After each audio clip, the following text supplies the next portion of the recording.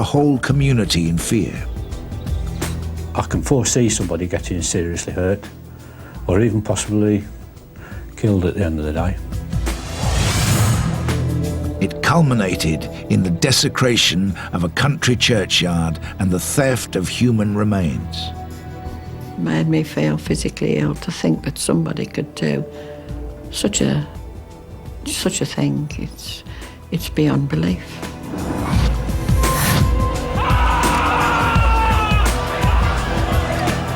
Tonight in the Money programme, we tell the inside story of the siege of Darley Oaks Farm.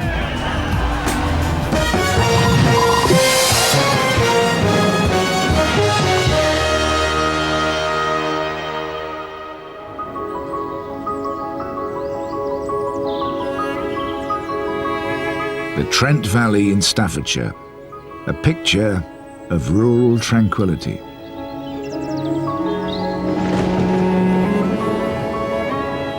But as the sun goes down, people in these villages worry what the night may bring. They are under constant siege. You just live in fear all the while. And you sort of hear every noise in the night. It doesn't matter what it is, you hear it. Just lie there listening. They would come dressed in black with balaclavas, just slits for their eyes. And that was it. Just like terrorists. Everybody seems to be frightened to speak out because they don't know what's going to happen, if they're going to be targeted next.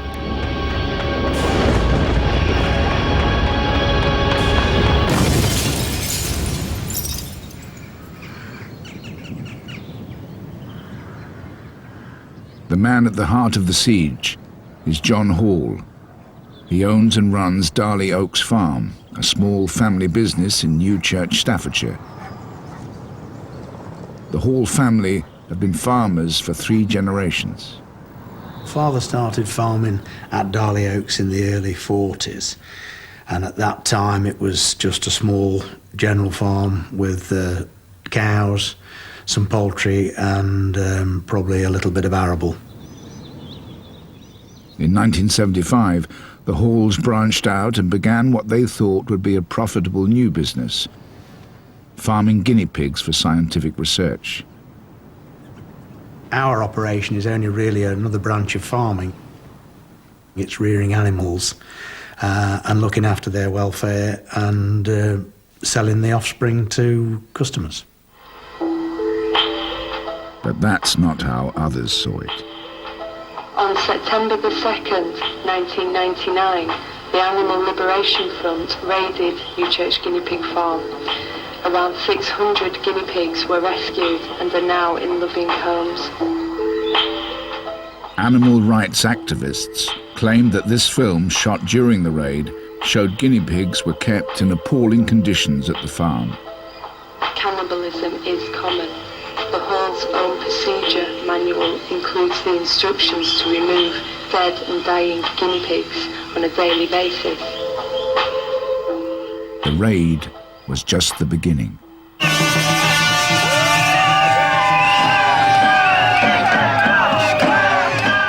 Within days, sympathisers set up a campaign against the farm called Save the Newchurch Guinea Pigs. We all know why we're here today. It's because in the farm just over there, there are hundreds, possibly thousands of guinea pigs, trapped in tiny, filthy pens. These animals get sold into the vivisection industry where they're going to be mutilated and basically butchered to death for nothing more than profit. I personally won't rest until I know that all those sheds are knocked down and they're not going to be used again. John Hall admitted the Animal Liberation Front film was genuine, but he's always denied allegations of abuse. It isn't surprising to me that there were some animals in there dead. You do get some stillbirths, and I think that that is something that anybody who has guinea pigs themselves as pets will have probably noticed. And it happens on a commercial farm the same as them. We are not breaking the law. So why should we have to kowtow to an unelected body of people to tell us what we can and what we can't do? You've only got 3 officers in the field. But the protests rapidly escalated, with attempts by activists to break in and occupy the farm. The Hall's business was under threat.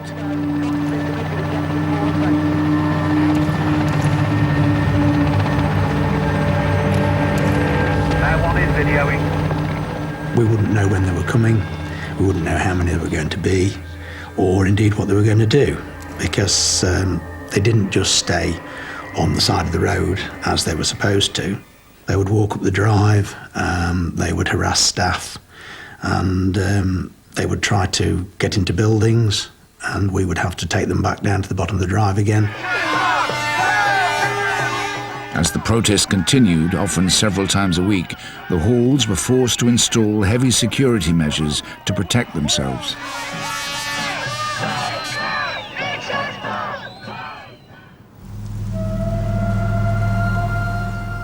Then the campaign grew more sinister.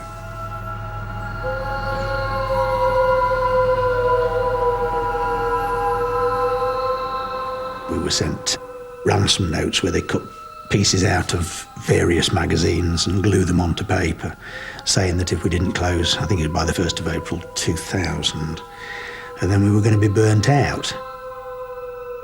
Individual members of the Hall family began to receive abusive and threatening letters. Screw you and your fucking family. Hope you die the same painful death as your guinea pigs, and then burn in hell. It is quite worrying when, they're prepared to go to that extreme. But the Halls refused to submit, so animal rights activists then turned on the farm's employees.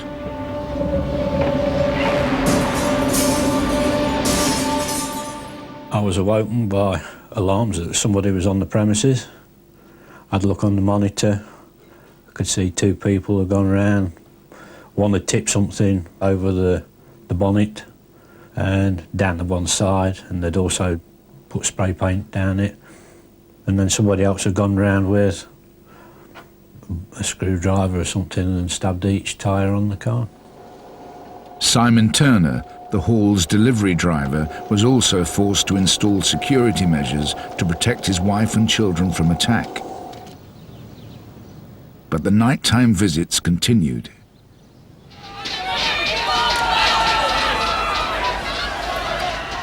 I'd class them as terrorists. When we can't sleep in our bed at night without fear of somebody coming and doing something to the house, what makes them any different? And it wasn't just the farm workers who were attacked. Anyone connected with the Halls became a target.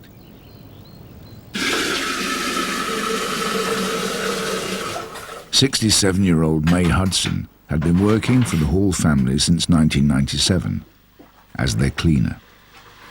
I had paint bombs all over the house, all over the windows, the brickwork. Then came the bricks, smashing of the windows. I've had those 3 times, all smashed. I had a rag doll on the doorstep with a noose around its neck and a knife in the chest saying that this is me next. I've had all graffiti over the signs in the village and all up the common and all over the road saying that I was a murderer. It's a horrible day. Damp and cold. For May's daughter Jane, there was an added worry. Are you going? Her father was seriously ill at the time with cancer. He was in bed and again a big crash in the middle of the night and this brick came flying through and it must have come through at such a force. It went right across the other side of the room and you could actually see where it had impacted on the wall, where it had hit the wall. There was an indent on the wall and it had landed right next to him on the pillow. I just kept thinking if he'd have been sat up in bed at that point, and it would have, I'm sure it would have hit him, it would have killed him. So I moved the bed so that the glass wouldn't hit him again. And within 2 weeks, they was back again and did exactly the same. What's your opinion of the people who are doing this? Can't explain what wicked people they are to do it. John Hall was horrified by the attacks on his staff. When you throw a brick, you don't ultimately know what the outcome of that could be. It could blind somebody the other side of the window, it could hit them on the head and even kill them. So I think you have to be a mindless thug to be able to do that. Because, you know, we're not monsters. None of our staff are monsters. We're just ordinary people doing a job that admittedly some people don't like, but it's legal, and until it's not legal, we'll carry on with it.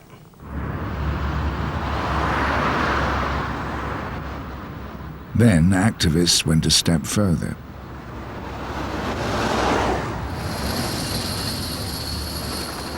They began hitting companies that supplied the farm.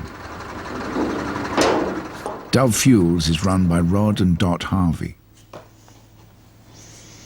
We started having phone calls.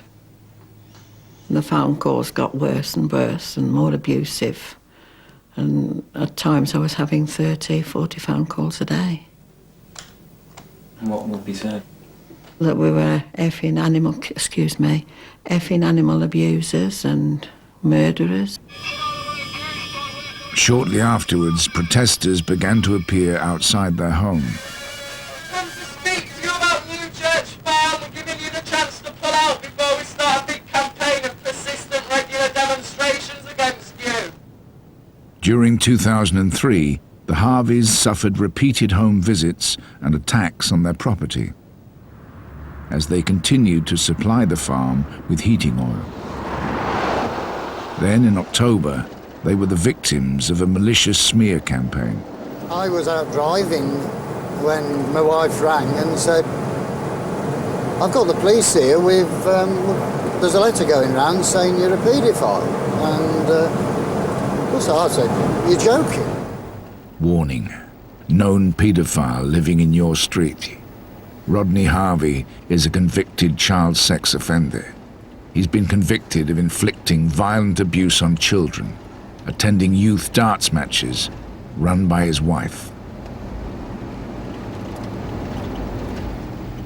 These allegations were completely untrue. I was so angry that it makes you feel that you want to kick, you want to shout, you want to do something, but there's nothing you can do, legally anyway.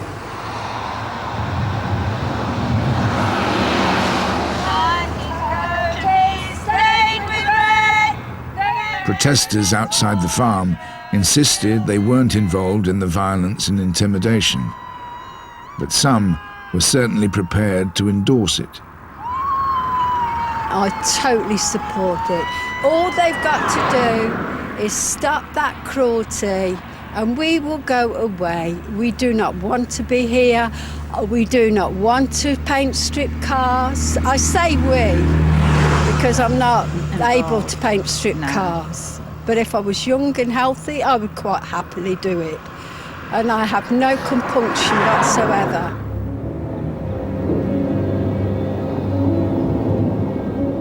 By mid-2003, it wasn't just the farm, but the entire community that was under siege.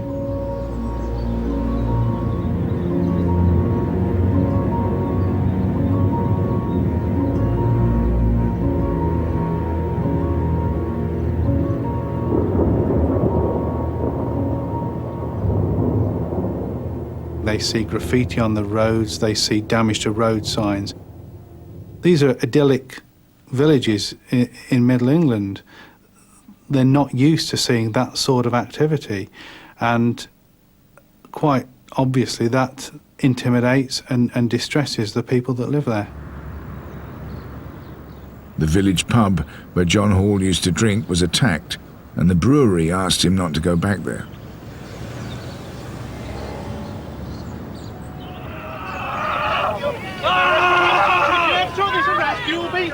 He was also a member of the local golf club, and that too was targeted during a weekend tournament. You try and break my finger again, you bastard, and I'll have you! A few days later, activists dug up the greens and daubed slogans on the grass. I felt that I had to resign to protect the other members. It's not their problem that we breed animals for medical research, and I tendered my resignation from the club so that the other people hopefully wouldn't have their enjoyment damaged by the ALF.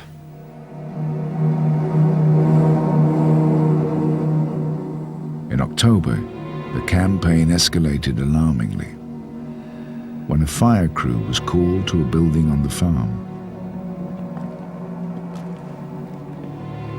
As we made our way into the property, we became aware that there was large amounts of smoke and flames towards the top of the stairs.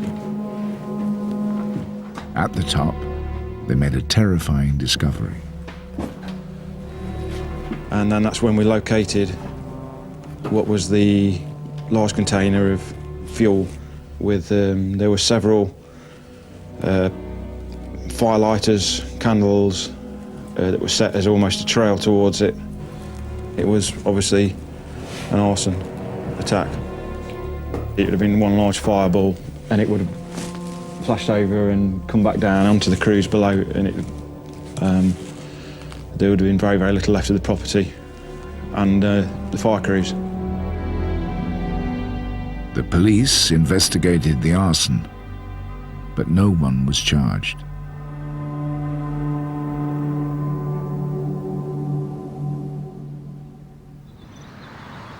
By the end of 2003, the campaign of intimidation had brought some victims to breaking point.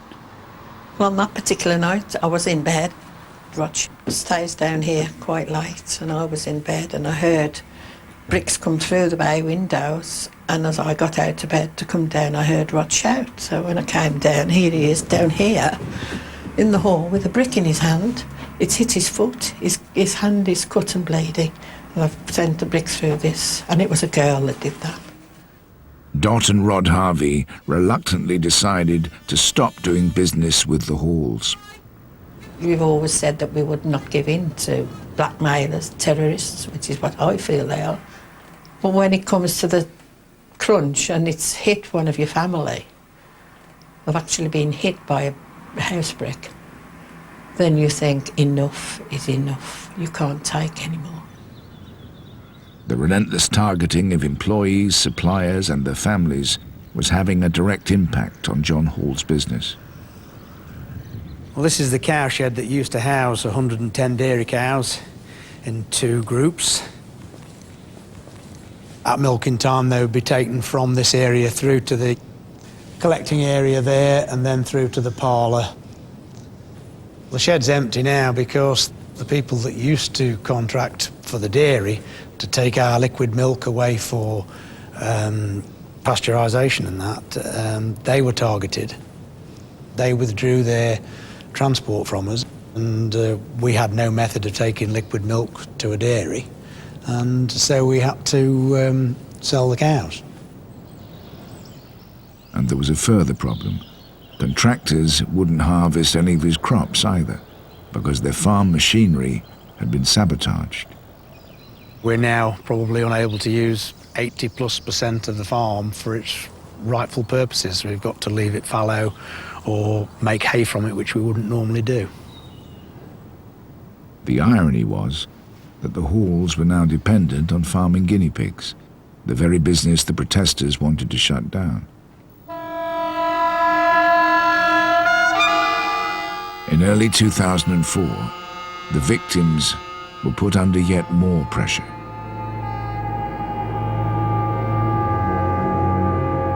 The death threats became increasingly lurid.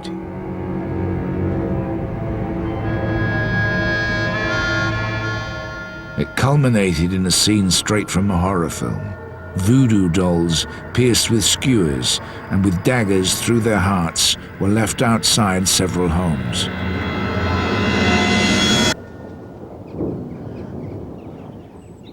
But no one foresaw what happened next. I shall never forget that morning. My mum phoned actually and she said, "You'll never guess what's happened now. They've dug Gladys up."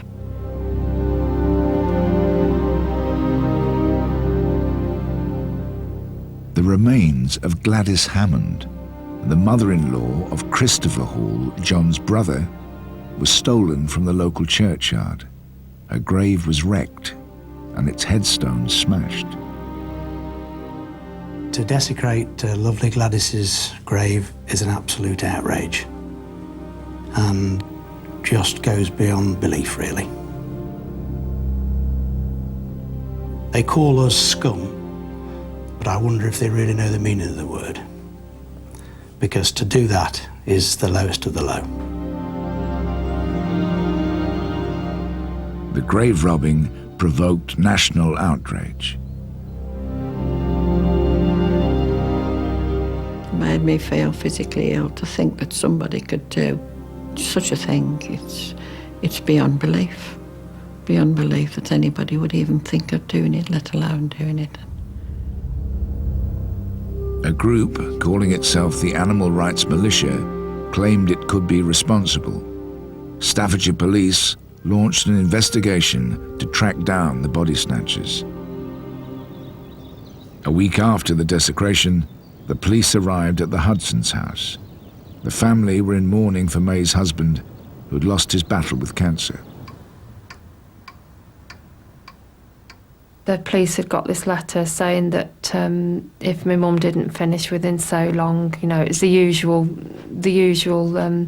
jargon, if you like, and that my dad would be next, which you can imagine. You know, I mean, we'd only lost my dad not even 12 months at that stage, and the thoughts of somebody was thinking about coming to dig him up, let alone, you know, I mean, it was just very, very stressful, very stressful.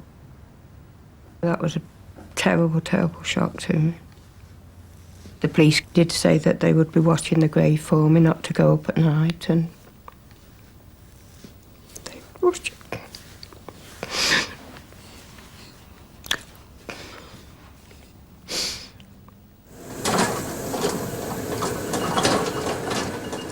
But the attack on the grave had an unexpected outcome. Local businessman Peter Clamp was one of many who attended a service of rededication at the church. He felt something had to be done. I just feel so strongly about it. When I saw all those people, there's nearly 400 people in that graveyard. And if you stood there and watched it, and the emotions on people's faces, you yourselves would say, well, where are we living? Are we living in South America? Are we living in Iraq? Are we living in... No, we're living in England, in rural England. We're educated people. We're supposed to be intelligent people. Why do we have to have these people terrorising people who go about their lawful business? It's absolutely got to stop. And that's what I want to do, stop it. Peter Clamp decided to take legal action against the activists. He wanted to limit protests outside the farm and protect the local community. But in taking a stand, Peter Clamp became a target himself. I had one death threat on my mobile phone. How they got my mobile phone number, I'll never know, but that was very clever. What did that say? It gave a funny picture of an animal, and then it says, "We want to kill you." Peter Clamp went to London to seek an injunction from the High Court.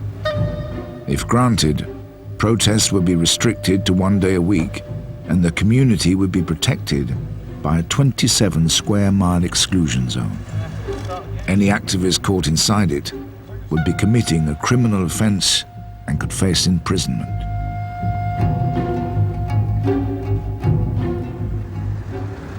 But it was already too late for some in Staffordshire. Simon Turner was forced to resign from the farm when the ALF began targeting his elderly parents. I don't want them to have cars paint strippered, windows smashed and other things that are not very nice. So I've decided in the interest of their safety, it's time to call it a day. And then May Hudson's daughter Jane woke one morning to discover paint stripper had been poured over her car, and sinister threats were now being made against her young children.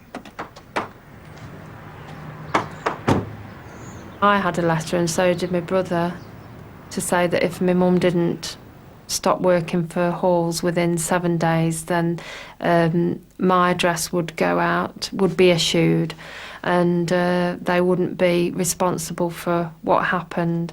And in this letter there was 3 pieces of yellow card, and it told me to display these in my children's bedroom windows. With the safety of her grandchildren now in jeopardy, May Hudson had little choice but to resign as well. Well, you try to carry on best you can. I've always wanted to work. Why shouldn't I? Why should I be stuck with these people? And they realised that they wouldn't stop me by targeting me, so they did the family. In March this year, the High Court decided not to allow the exclusion zone. It was a setback for the villagers, but the protesters felt vindicated. We're very pleased with the outcome of today's hearing. The claimants were basically trying to ban peaceful protests, and the judge has said that the peaceful protests should be allowed to continue. However, the judge condemned attacks on the farm as a terrorist campaign and warned that if it did not stop, a wide exclusion zone would be imposed. Protesters still denied any involvement in the violence. We can't speak for people who act outside the law, but I can say that those of us who are from the Save Newchurch Guinea Pig campaign will be acting within the law. Peter Clamp vowed to fight on. It's not over. We've not ended this saga, and they will overstep the mark. They will definitely overstep the mark because these people work outside the law. Back in Staffordshire, the search continued for Gladys Hammond's remains. The police received a gruesome offer: the return of part of the remains if the Halls closed their farm.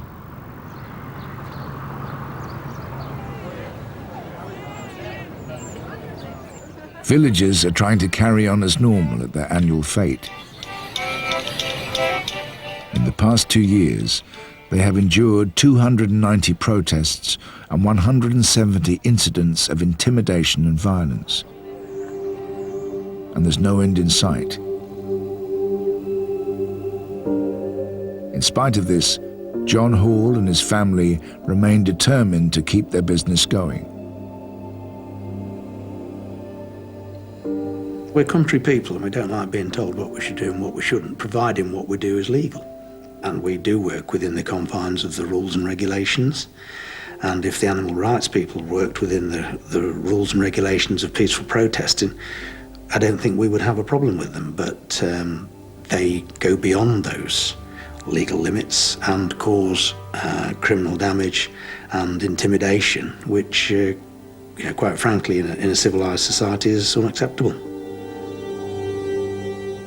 It is now 9 months since the grave desecration. The campaign to close the farm continues, and the remains of Gladys Hammond have still not been recovered.